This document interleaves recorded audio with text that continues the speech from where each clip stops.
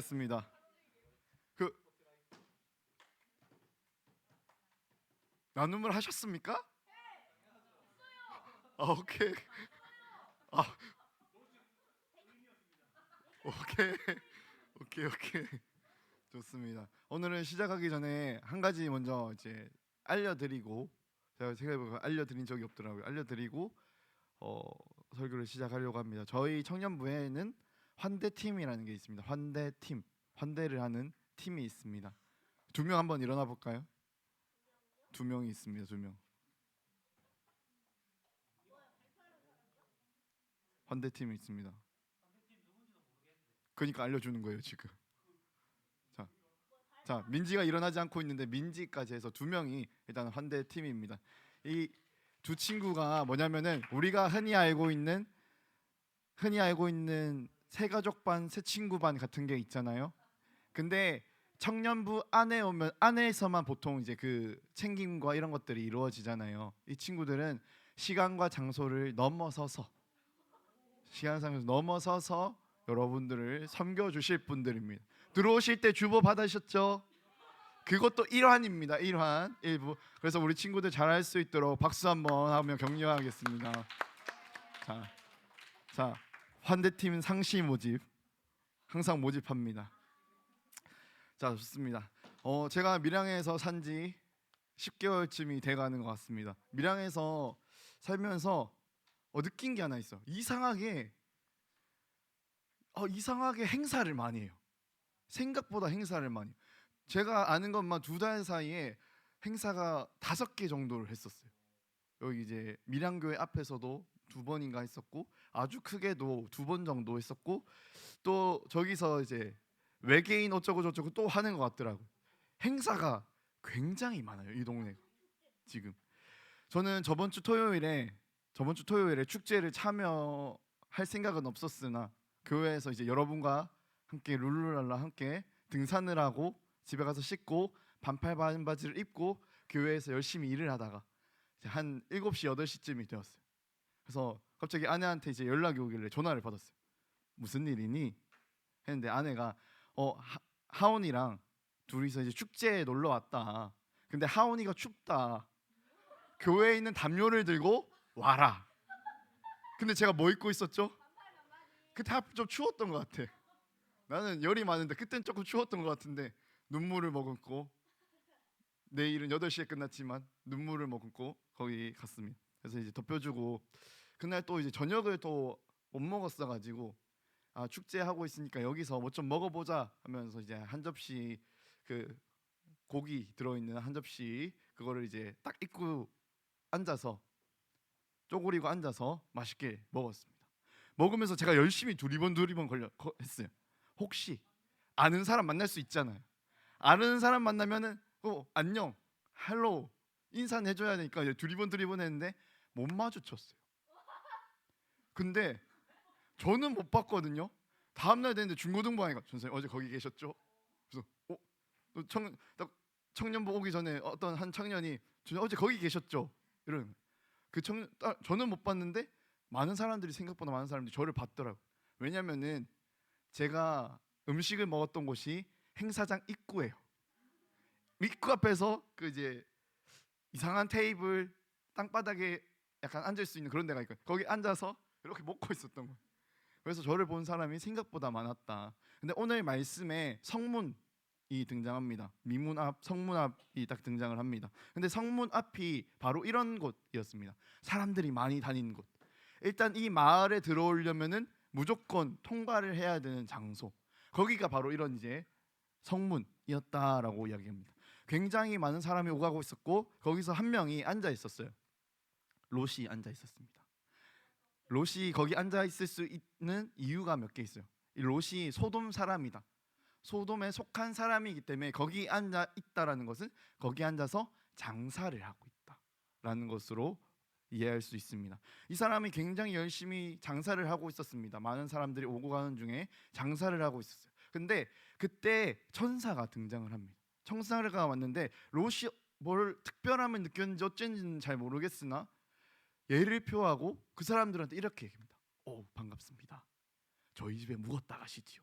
씻는 것과 입는 것과 먹는 것 제가 다 제공을 하겠습니다. 이렇게 하면서 권유를 계속 합니다. 천사들이 한번 튕겼음에도 또 한 번 더 권유를 합니다.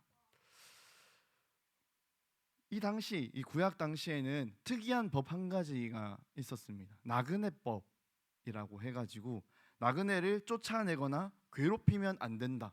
그들이 왔을 때 환영해주고 대접해줘야 된다라는 특이한 법이었습니다. 한마디로 그 당시 사람들에게 이 법을 따르는 사람에게 나그네는 내가 책임져야 될 사람 이런 그 인식이 있었던 때입니다. 그런데 롯도 이 천사들을 이 사람들을 내 손님으로 내가 책임지겠다. 너의 먹는 것 입는 것 내가 책임지겠다. 우리 집에 와라. 이렇게 이야기를 하는 겁니다. 그런데 롯이 딱 그런 마음을 가졌는데 문제가 오늘 말씀에서는 생깁니다. 오늘 말씀 보면은 4절에서 5절입니다. 그들이 눕기 전에 그 성 사람 곧 소돔 백성들이 노소를 막론하고 원근에 다 모여 그 집을 애워싸고 롯을 부르고 그에게 이르되 오늘 밤 내게 온 사람이 어디 있느냐 이끌어내라 우리가 그들을 상관하리라. 여기서 상관하리라는 표현이 우리가 알고 있는 그 성적인 폭력을 행하겠다라는 뜻으로 사용된다라고 합니다. 그러니까 내놔라는 거예요. 우리가 해야 할 거니까 손님 내놔라. 그 나그네들 내놔라라고 이야기를 하고 있는 겁니다. 롯은 굉장히 당황하고 아마 무섭지 않았을까라는 생각이 들어요. 내가 책임져야 될 손님들이잖아요. 어떻게든 지켜내야 될 손님이잖아요. 근데 뭐 한 명 두 명 온 게 아니에요. 우리 집을 다 둘러안을 만큼 많은 사람들이 여기 왔어요. 그리고 나한테 계속 이렇게 이야기를 하고 있는 거예요. 내놔라, 내놔라, 내놔라. 뭐 백다사이머였지 모르지. 그렇게 이야기하고 있으니 롯이 굉장히 아마 당황했을 것 같습니다. 우리라면 어떤 선택을 할 수 있었을까? 우리라면 어떤 말을 할 수 있었을까라는 생각이 들기도 합니다. 그런데 이 롯이 나그네를 지키기 위해서 한 행동이 너무나도 충격적인 것, 너무나도 말이 안 되는 것 같아요. 오늘 말씀에는 이렇게 기록이 되어 있습니다. 8절이에요. 내게 남자를 가까이 하지 아니한 두 딸이 있노라. 청하건대 내가 그들을 너희에게로 이끌어내리니 너희 눈에 좋을 대로 그들에게 행하고 이 사람들은 내 집에 들어왔은즉 이 사람들에게는 아무 일도 저지르지 말라. 롯은 너무나도 충격적이게도 이 나그네를 지키기 위해서 이 나그네를 보호하기 위해서 자기의 두 딸을 내어놓습니다. 여러분들은 혹시 이 구절을 읽었을 때 들었을 때 어떤 생각이 드셨습니까? 나그네를 지키기 위해서 자신의 두 딸을 내어놓는다. 다른 방법은 없었을까? 그게 최선이었을까? 저게 아버지는 맞을까? 한편으로는 마음속에 너무나도 불쾌한 그 감정이 피어오르는 것 같아요. 어떻게 아버지라는 사람이 우리들의 자기의 그 두 딸을 그렇게 할 수 있겠나? 여러분, 근데 우리 한번 잘 생각해 봤으면 좋겠어요. 그 아버지라는 그 사람이 이 두 딸을 사랑하지 않았을까요? 초딩 조용히 있어.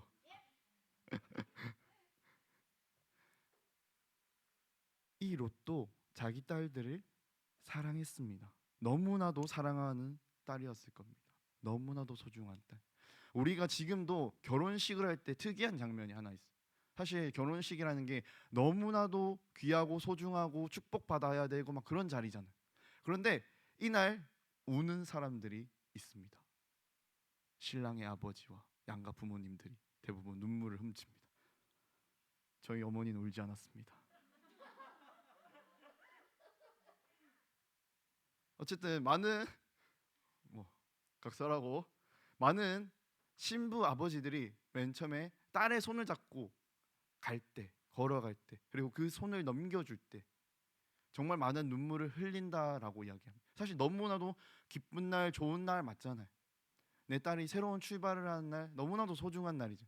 그런데 그럼에도 불구하고 이 아버지한테는 딸을 뺏긴다라는 그 마음이 있는 거예요. 너무나도 소중한 딸, 그 마음이 있는 겁니다. 그래서 눈물을 흘리는 거예요. 근데 롯도 마찬가지였다라고 저는 생각해요. 자기 딸, 자기 딸. 세상 사람들이라고 자기 딸 안 사랑하던가요? 너무 사랑하는 사람이 많아요. 방법과 방식이 물론 이상한 사람들이 너무 많긴 하지만 그럼에도 불구하고 사랑하는 사람들이 너무나도 많습니다. 그런 세상 사람들도 그런데 이 롯이 굉장히 이상한 거예요. 자기 딸을 내어준다. 이 나그네를 지키기 위해서. 이 나그네가 뭔데? 라는 그 생각이 우리는 듭니다. 우리도 보면은 교회에 수많은 나그네들이 있습니다. 그 나그네 중에는 굉장히 어떻게 보면은 우리에게 힘이 될 수 있는 나그네도 있는데, 어떤 나그네는 완전 가진 거 하나 없고 능력 하나 없고 상처를 많이 받아서 가시를 돋아서 온 사람도 있습니다. 안녕하세요 인사만 했는데 왜 인사하세요 하면서 나를 찌르는 사람도 있어요. 우리는 찔려서 하면서 아파하기도 하고 슬퍼하기도 합니다. 내가 이렇게까지 뭔가를 해야 되나 그런 생각이 들기도 하는 때가 있는 것 같아요. 우리는 나그네들을 위해서 무언가를 포기한다는 것이 사실 쉽지 않습니다. 롯은 어떻게 보면은 자기한테 가장 소중한 두 딸을 내어놨다라고 저는 생각을 해요. 그런데 우리들은 그렇게 하지 못할 너무 많은 이유들이 있는 것 같아요. 그 나그네들에게 다가가지 못할 수만 가지 이유. 내 성격, 나의 한계, 내가 상처받을 게 너무 힘들어서, 아파서. 그런데 우리들이 잘 생각해 봤으면 좋겠어요. 롯은 왜 그랬을까? 롯은 왜 자기 딸들을 내어놓을 수 있었을까? 우리는 과연 우리들에게 그 소중하다, 내가 소중하다 여기는 그것들을 포기할 수 있을까? 내가 포기할 수 있을까? 내가 저 사람을 환대하려면, 환영하려면은 내 것을 내어놓아야 되는데, 저 사람이 또 나를 찌를 수 있는데 내가 그것들을 참아낼 수 있을까? 포기할 수 있을까? 우리는 그것들을 고민해 봐야 됩니다. 오늘 말씀에 두 천사들이 사실 롯을 찾아온 이유가 있습니다. 바로 창세기 18장 32절 말씀이, 제가 읽도록 하겠습니다. 아브라함이 또 이르되 주는 노하지 마옵소서. 내가 이번만 더 아뢰리이다. 거기서 10명 10명을 찾으시면 어찌하려 하시나이까. 이르시되 내가 10명으로 말미암아 10명으로 말미암아 멸하지 아니하리라. 천사들이 찾으러 온 이유, 그 마을에 간 이유는 의인 10명을 찾으러 간 것입니다.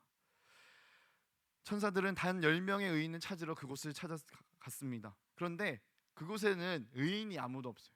다 자기들 좋은 대로, 쾌락대로, 욕심대로 행동하는 사람들 뿐이에요.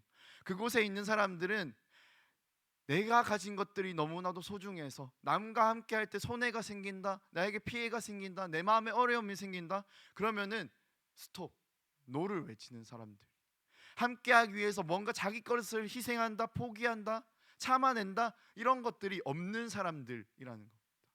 그래서 천사들이 볼 때 그곳에는 의인이 없다. 그런데 딱 한 명이 있다라고 판단했습니다. 그게 바로 롯입니다. 천사들은 롯과 그에게 속한 사람들에게 구원을 선물합니다. 여러분, 롯이 한 것은 환대입니다. 자신에게 찾아온 그 나그네들을 환영해주고 대접해주는 것, 함께해주는 것. 롯은 그것을, 자기의 모든 것을 내어놓고라도 어떻게든 하려고 노력했던 사람들이라는 것입니다. 여러분, 타인을 위해서 자신이 너무나도 사랑하는 그 딸을 내어줄 수밖에 없었던 롯. 그리고 또 다른 사람이 있었어요. 하나님께서 말씀하셔서 너의 아들을 바쳐라 했던 그 이삭. 성경은 우리한테 끊임없이 이야기합니다. 하나님을 따라가기 위해서, 예수 그리스도의 십자가를 지고 같이 가기 위해서 우리에게 십자가를 져라, 소중한 것을 내어놓을 수 있어야 된다라고 이야기를 합니다. 저는 이 본문을 묵상하면서 그런 생각이 들었어요. 맨 처음에 이 말씀을 읽었을 때는 제 마음속에 분노가 가득했어요. 어떻게 자기가 그렇게 사랑하는 두 딸을 사랑하지 않았나? 두 번째 읽었을 때는 그래, 환영해야지. 내가 아파도 힘들어도 환영해야지. 내가 그렇게 노력해야지라는 생각이 있었어요. 그런데 세 번째, 시간이 흘러서 세 번째 읽었을 때 저한테 이런 생각이 들었습니다. 이 본문을 읽으면서 떠오른 분이 한 분 있더라고요. 그분은 예수 그리스도입니다. 예수 그리스도. 하나님이 우리들을 너무나도 사랑하셔서, 이유가 있어서가 아니라 그냥 사랑하셔서 자기 아들을 보내주셨어요. 십자가에 못 박혀 죽게 만드셨습니다. 우리는 그 십자가 사건을 보고 어떻게 하나님이 자기 아들을 그 십자가로 밀어넣나? 라고 이야기하진 않습니다. 왜냐하면 우리가 너무 많이 들었거든요. 하나님이 우리를 너무나도 사랑하신다. 사랑하셔서 그렇다. 너무 사랑하셔서 그렇다. 하나님이 여전히 넘어지고 여전히 다른 사람에게 나아가는 것이 두렵고 상처받고 쓰러져 있는 우리를 위해서 죽어주셨다. 자기 아들을 그 사람들에게 내어주셨다는 겁니다. 하나님이 예수님을 안 사랑하셨을까요? 너무나 사랑하셨겠죠. 너무나도 사랑하는 아들이었습니다. 자기한테 너무나도 소중한 아들을 자기와 관련이 없는 그 밖에 있던 사람들, 자기가 아닌 그 타인들, 타자들, 그 사람들을 위해서 내어놨던 거예요. 너네를 위해서, 너희를 위해서 내가 내 아들을 보낸다. 여러분, 하나님은 얼마나 우리를 사랑하실까요? 얼마나 우리를 사랑하셨으면 자기 아들을 주셨을까요? 우리가 오늘 다른 말씀 속에 있는 그리스도를 발견합니다. 다른 말씀을 통해서 우리가 그걸 읽을 때는 다시금 발견한 거예요.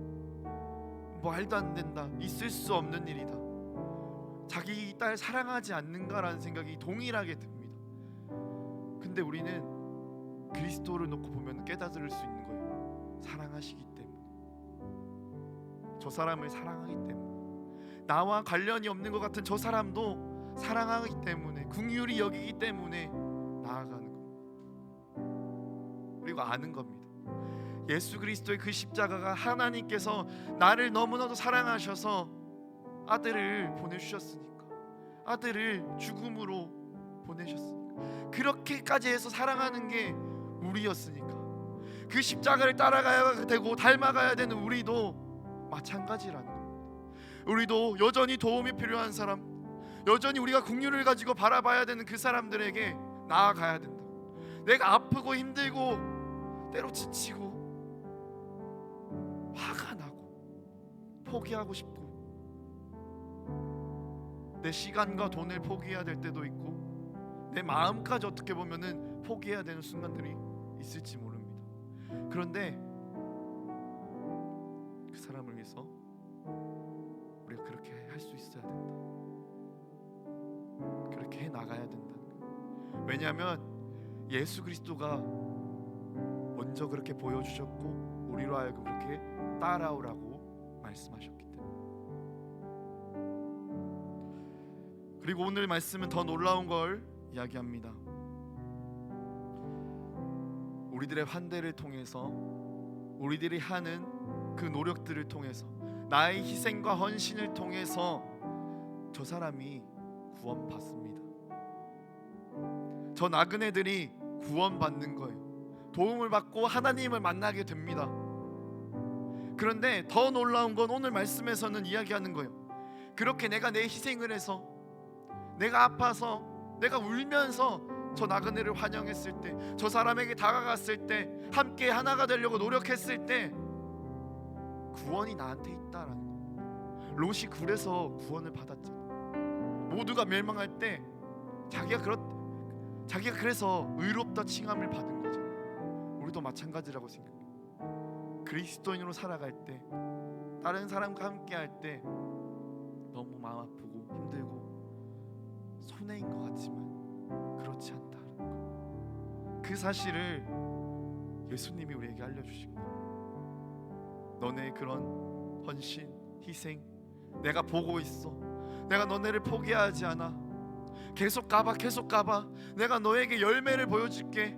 내가 너의 그 행위로 말미암아, 환대로 말미암아 내가 너를 구원할게.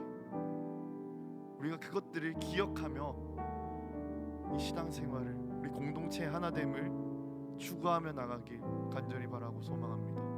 우리 그것들 기억하며 그가 오신 이유 찬양드리기 원합니다.